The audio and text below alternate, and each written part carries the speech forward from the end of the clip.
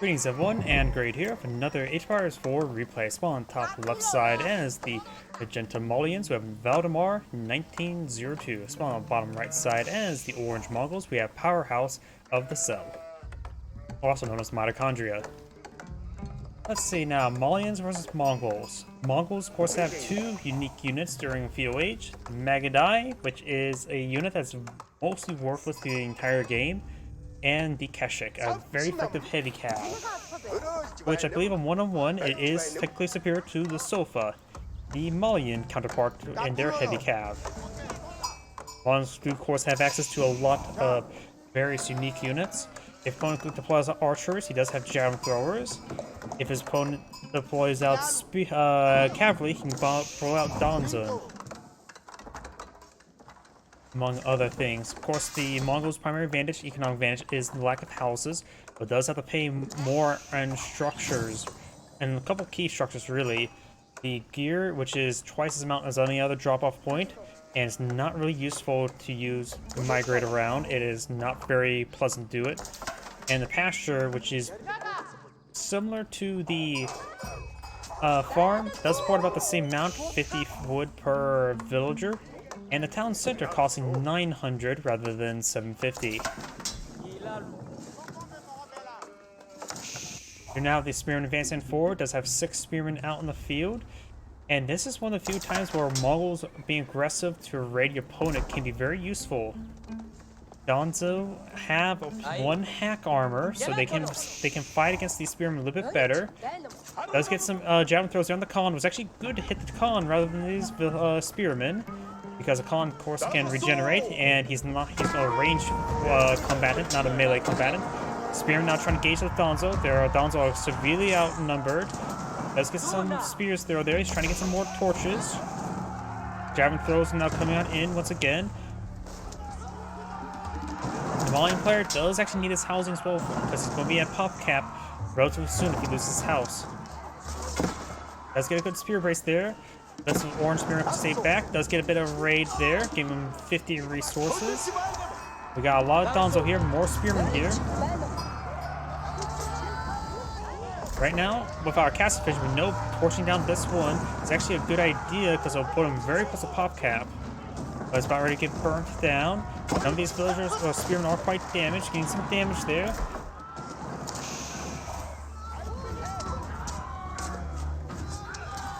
Does get some good kills there. The Donzo, they are higher quality than spearmen with a +1 hack armor and their javelin throws, but they still have to deal with numbers advantage.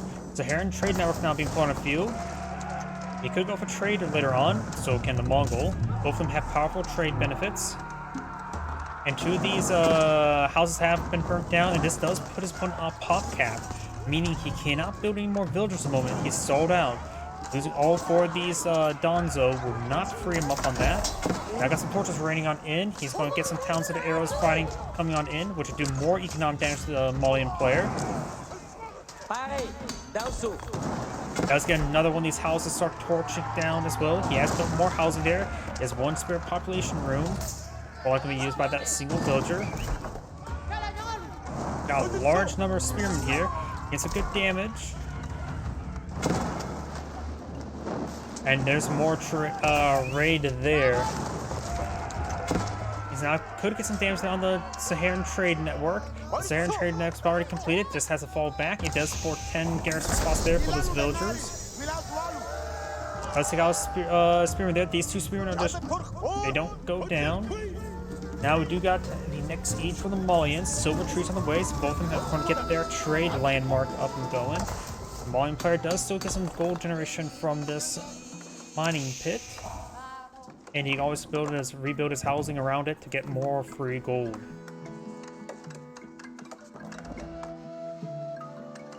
You now have early pasture being deployed on the field, which will allow him to get some additional sheep. Actually, the Mongols do have a bit of food to work with, but I don't see any sheep around this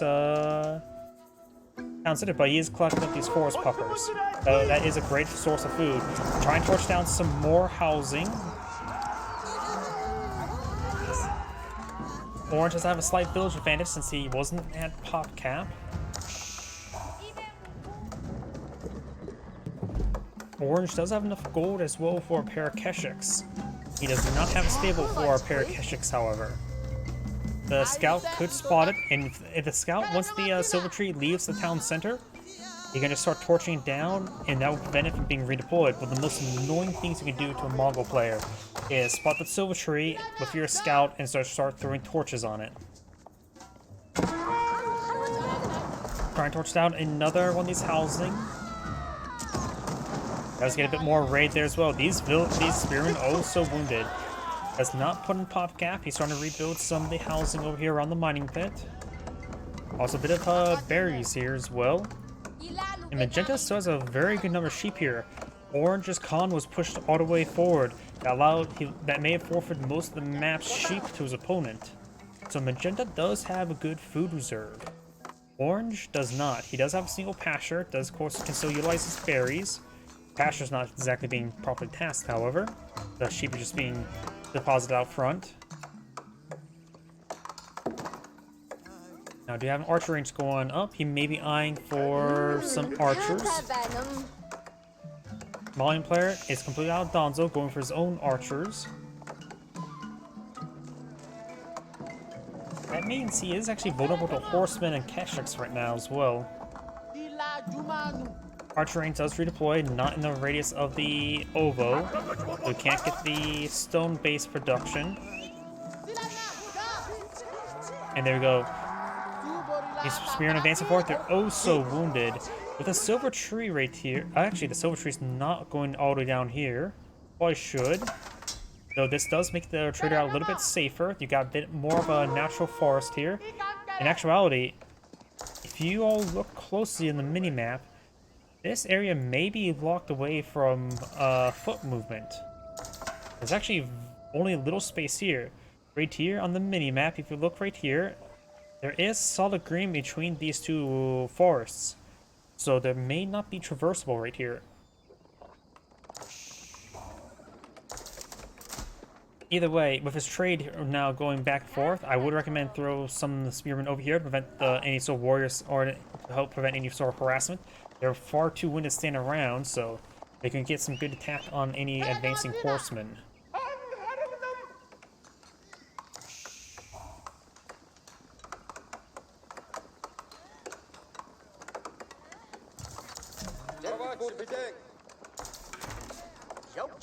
More spearmen, more archers being pulled on the field. He cannot rely on his spearmen. His one does have warrior scouts research, and now can have some sofas as well. So a mix of spearman archer would be a good composition. It's his opponent's current composition. He's only gotten a handful of trade caravans. He does have 5, which does give him improved, was it wood or food from the trade? I always forget which one comes first. The last one's gold.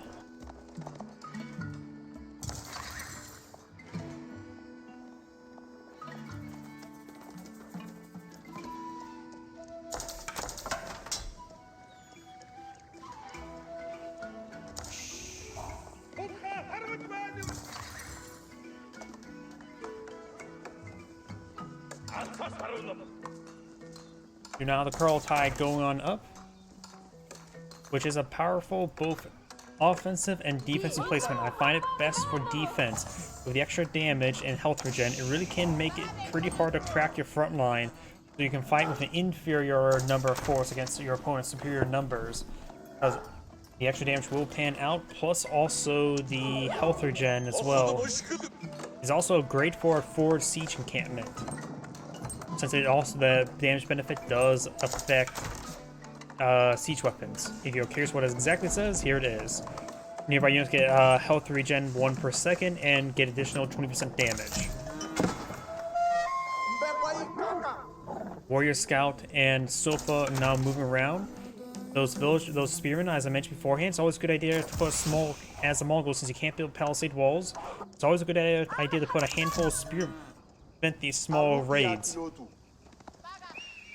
And now we've got a Sofa and Warrior Scout ready to hit these traders. Do now Castle Wage for the Mongol. The Malian is a little bit far away from going to the next age. Malians now eyeing for additional mining pit over here. We're also going to try to capture the left side of the map.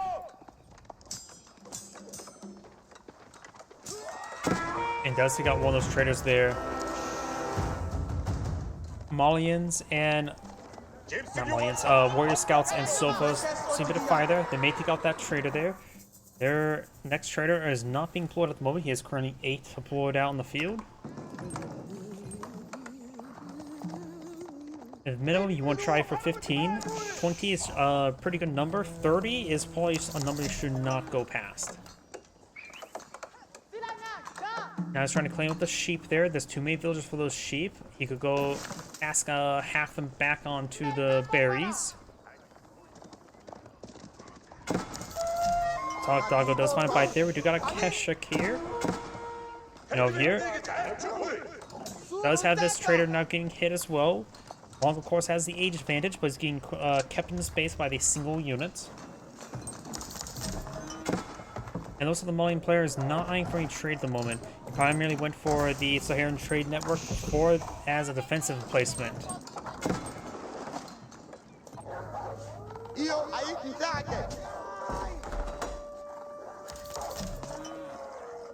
Doggo will kill off the villager.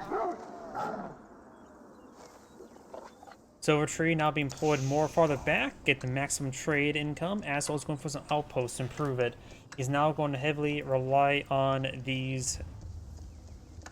defensive, eyeing to maximize economy, not eyeing to go on aggression. We do not have the Grand Fonari full Ani Corral. There are currently 6 pastures here, loaded up with 18 cows. That does leave him 2 free cows. There's also a good amount of deer still in this region. Some forest puffers to be claimed.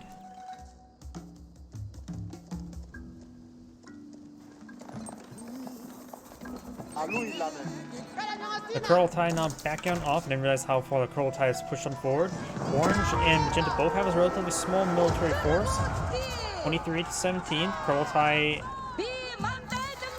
is trying to be migrated forward.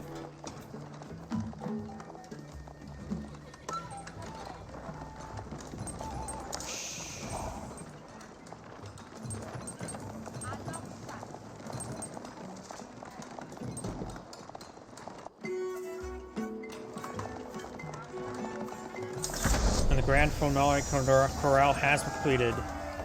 No economic techs whatsoever, no upgrades for the Malians seems like, and there's very little upgrades for the Mongols as well. The horticultural and all the other food technologies does affect the cattle farms, does get a volley arrows there on the Kurultai, and now we do have the siege engineers, regular siege engineers being pulled up by the Mongol.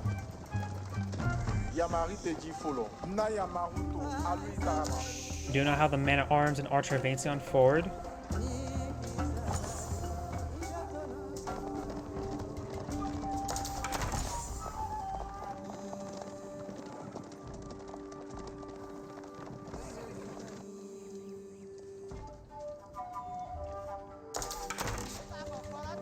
We do have decent force here. We do have actually now the garrison of Spearmen I mentioned beforehand, as well as now Spring Golden placement.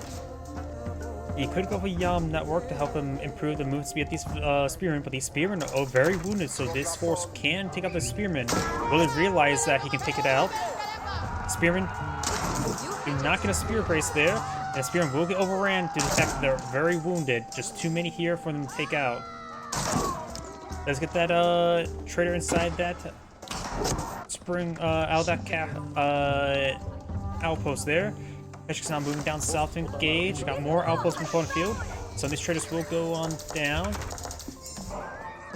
He does have only 4 forts remaining, so these Keshiks will be enough to take them out.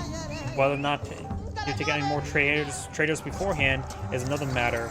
Looks like he will take out one more. Sophus now gains some damage. And we'll find another wooden trader there, taking him out as well. Really trying to hit down these traders. Takes another trader there.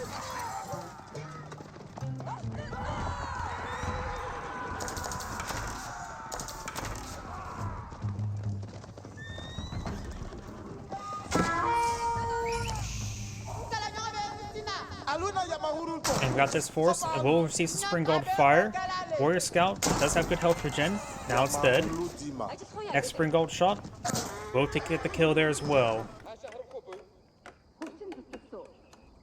So he has killed a number of those traders. There's 6 villagers killed versus his opponent's 1.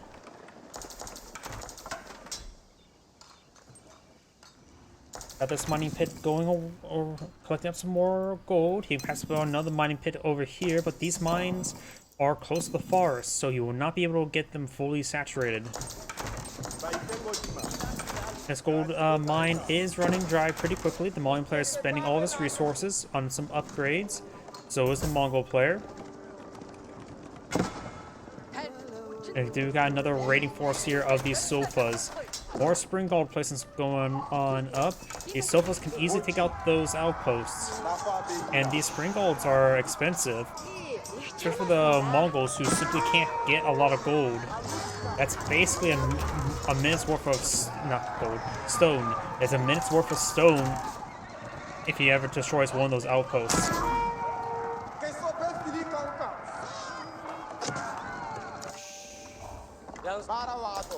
Right now we do have 15 traders now pulling the field, so he does have access to the full Silk Road. And right here, age drop off should be yep, 6, and 75. It's usually like seeing the outpost, the trade post a little bit farther in. It's not the 77, 77. But good enough, these catches are going down to this massive force. These archers have not been upgraded poison arrows just yet. The Kurultai will be a good defense point here. Magenta has a larger force. Poison arrows on the way. Hack damage on the way as well. The extra damage from the Kurultai will greatly help engage these sofas with the archers, but does fall back there. Has a handful of crossbows here as well. Kurultai trying to redeploy. Needs to just pack up and go over here. Got these forces pushing forward. Has a good number of man-at-arms as well. Man-at-arms in this moment in time are quite good. He does not have access to poison arrows just yet. Man-at-arms has 6 pierce armor. Does use the arrow research. Don't know if he has the improved arrows. Yep, nope, he does not. Kurultai trying going up once again. Trying to get that sofa out of the way. There you go. Now you can get the Kurultai to go out on the field. Agonel, the boy on the field. Fires a good volley there. Gains some damage. The Orchard's front line has been broken. Of course, now the archers have the Kurultai up. Maganel in a good position there, getting bonus damage. He's trying to focus on the Maganel. The Maganel does receive health regen from the Kurultai. Orange's military is still smaller, getting some repairs onto the Maganel. Does focus on the villagers. Gets a good volley there on those archers. Some of these wood collectors are getting hit as well. Orange going for another Maganel. Maganel's getting some much needed health regen. Now the Maganel does go down. Hopefully Maganel can blow it out on this side. More orange archers being deployed on the field. He's simply does not have enough production structures at the moment. These villagers are getting picked off as well. Let's fire another volley there. It's out of sofas there. Has some javelin throwers in the region. And I got some more man-at-arms playing field. Poison arrows have been researched. And I got the Maganel finds a good volley there as well. Another good hit there on those archers. Sofas overrunning the Maganel. Got Keshik's deployed on the field as well. Maganel does go down, barely. And arms and Keshik's push way forward. The health regen will keep him alive away from poison or arrows. And now Orange will get the good counterattack going. Orange does have a much smaller force. 2-1, but its quality is quite high.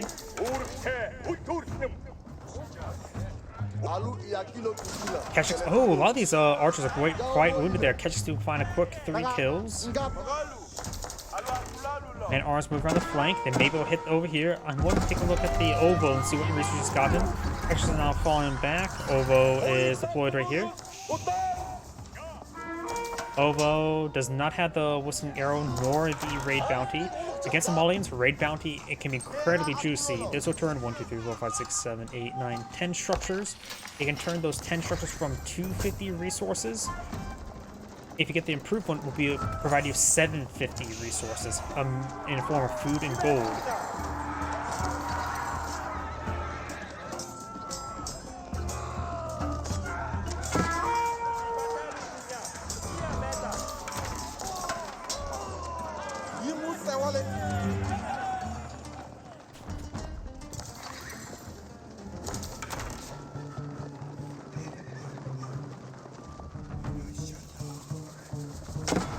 does have the Yam network here, giving some good mobility for these infantry units. It does not affect the wagons. And now the outpost will go down quite quickly. Does have another outpost here, being upgraded Spring Gold as well. Orange claimed 1 relic, Magenda's claimed 2. I also got these Sofas trying to get some raid, but they will be pursued. Orange has not been producing a lot of forces out in the field. Man-arms getting picked off one at a time, and the poison arrows will hurt over time. Archers engaging towards the Kurultai. Yeah, I think it's out of... no, it looks like some of these archers are in range of Kurultai. And it looks like some of these catchers do stay alive. The Kurultai can't heal them up, give them enough time.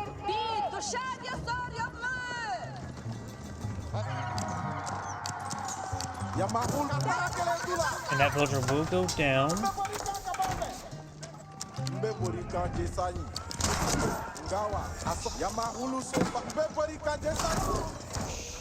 Another outpost going up here. There is now a breach, looks like, right there. I'm not sure if these villagers were... Yet they were collecting up wood, so there may be now a breach, I believe. Or based on how these guys move around, there may not be a breach. It's hard for me to tell. Of course, with the nearby tower here, the Yam network is able to get some good movement speed for its villagers to greatly help out the wood collection.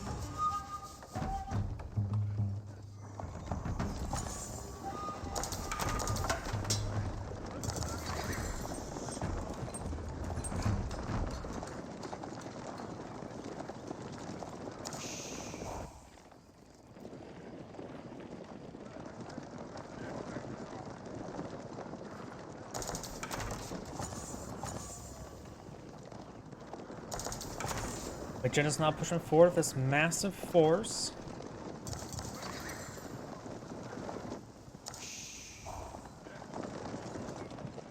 And now we do have the improved raid bounties going up. Very good. There's some exposed mining camps that could give them a lot of resources. I got a Mangonel on the build queue, but this could be quickly picked off. He needs to get that Mangonel over here. This could draw its opponent's fire or ire, but it does quickly go down. He now advance in time. He has a much smaller force on the field. He does have more civilian units as well. Man-arms and archers engaging. We've got the arrow research. The Kurultai is providing some much needed health regen and damage. So this force is probably a little bit even. Got a lot of archers going up with Magenta. Keshik's getting some good damage on him. Each swipe to get is 3 health to keep them alive.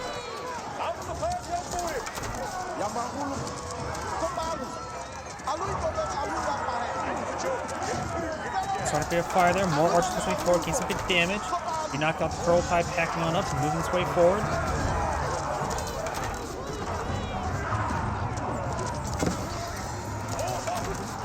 Now we've got these more Sofas push way forward. Orange force here is about 30-ish strong. Over here, we've got a larger force here, plus a bunch of lower quality archers. And the Kurultai is really making these guys punch well above their weight. 11 damage. The archers go from 9 damage up to 11 damage. The Sofas do have 7 pierce armor, so the 9 damage gets up. It basically is a 50% or 100% damage increase against the veteran Sofa, which is actually quite massive. That's the power of the Kurultai versus the high pierce armor units. Orange has his gold deposit been claimed, but it's going to be hit very, very soon. He does have an outpost in this region.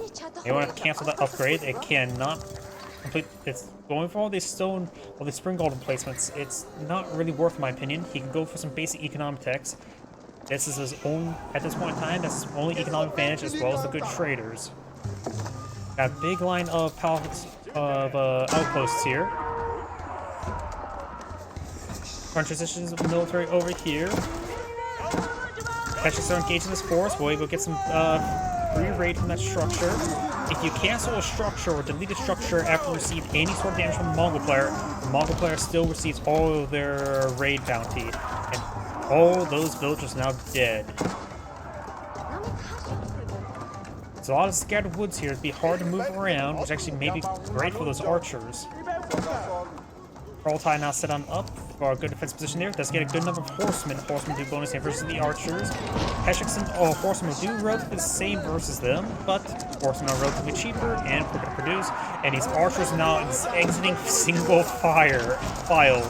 Magno finds a massive hit there, improved by the Kurultai for massive damage. Next up, Magno's shot is out of range. He's not pushing forward. Could have potentially got some more damage there if he was a bit more attentive.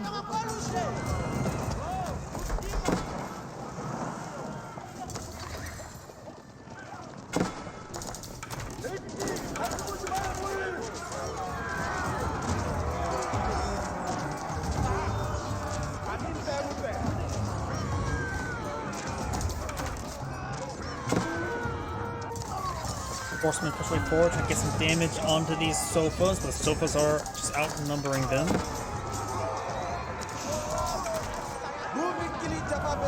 He only has Warrior Scout, not Veteran Warrior Scout at the moment. And now the Mongol player will get a good amount of raid here. There is 4, 8. I think there's 11 or 12 buildings right there, so that's going to be a lot of raid. Almost 1,000 resources worth of raid right here. This will give the Mongol a massive bump to his economy. Kurultai setting on up here. They also denied that free gold generation, as was quite a bit of population housing. The Malian players now at top cap. We're going to need a little bit more housing at home. Some of these archers are streaming on in. They can be quickly smited down. Sofa's charging forward, but they will have trouble advancing forward with the Kurultai improved archers. Now it's starting to counterattack there. Magano finds a poor miss there. Sofa's now receiving a bit of fire there. Man-at-arms, the horsemen clashing with the sofas. Magano trying to find some good engagement there. Sofa's receiving a bit of sporadic damage there. Magano finds a small splash hit there on the archers. Orange's front line has disintegrated. He simply needs some crossbows. More crossbows at least. He does have a handful of crossbows in the field. The horsemen will fight against sofas, and sofas are of course higher quality than the horsemen. Orange's front line will disintegrate. He may want to take time and abandon or get the Kurultai out of there. His archers still here in good numbers. Now they're getting some great damage. Horsemen, the sofas trying to fall back at these horsemen flanking Keshiks. Allowing these archers get some great damage on in, and they have a good amount of damage to get on in. Do now have these additional horsemen advancing on forward. We'll be able to find these archers no problem. Some of these sofas trying to hit these archers. They do bonus versus infantry. More horsemen, more Keshiks, more crossbows, more man-arms streaming on in. We just simply got more archers here by the Malian player. The Malian players reserve resources down to the minimum. Low gold, low in wood, has small reserve of food. But the Mongol player does have a bit of resources for everything, and enough for Magano, and good resources for everything else.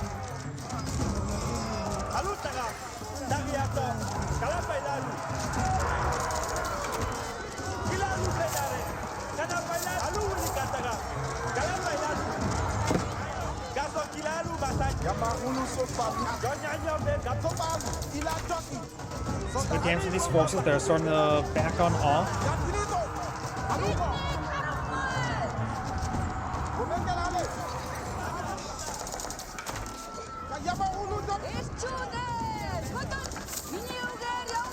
The Kurultai will save these units from poison.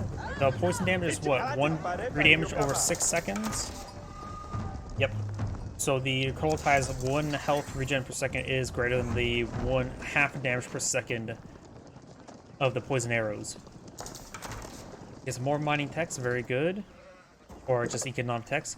He doesn't have to worry about collecting up any gold since he has gotten enough trade out in the field. 31's plenty. Does have some idle traders somewhere potentially. Trying to advance forward, Kurultai has been pulling field. The numbers are even. Orange's quality is much higher. Orange has now a good number of crossbows in his force as well, so he's able to hit those sofas much more reasonably. He's doing a good job at keeping the Kurultai to support these forces. Right now, the Malian player may want to go for some Mangonels. Hit these archers.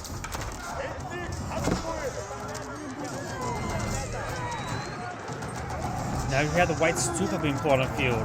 Based on how much he does have a good reserve of stone, you can perhaps get some powerful upgrades on the blacksmith, like the improved biology research or improved infantry tactics. Incendiary arrows would be pretty good. Not improved infantry tactics, that doesn't exist. Or does it? Now I'm getting really used up.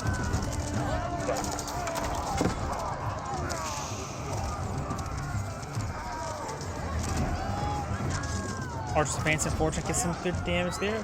These archers are now falling on back.